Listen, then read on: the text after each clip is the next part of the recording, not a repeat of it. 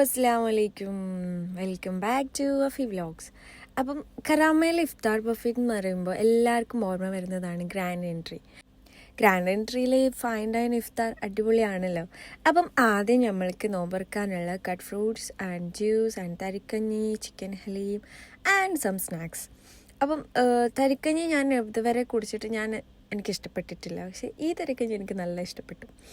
Then chicken Haleem. ഞാനൊരു ഹലീമിൻ്റെ ആളല്ലാത്തത് കൊണ്ട് taste ചെയ്യാൻ വേണ്ടി ഒരു സ്പൂൺ മാത്രം ഞാൻ കഴിച്ചിട്ടുള്ളൂ കേട്ടോ.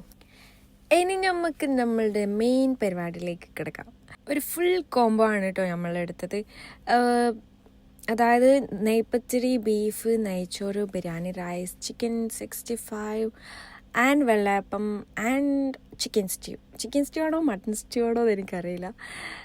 ഇവിടുത്തെ നെയ്ച്ചോറും ബീഫും എനിക്കിഷ്ടപ്പെട്ടു, ആ ഒരു കോംബോ എനിക്കിഷ്ടപ്പെട്ടു. പിന്നെ അപ്പം ഫുഡും കഴിച്ച് ഞാനിത് ഇറങ്ങുന്നു. ബൈ.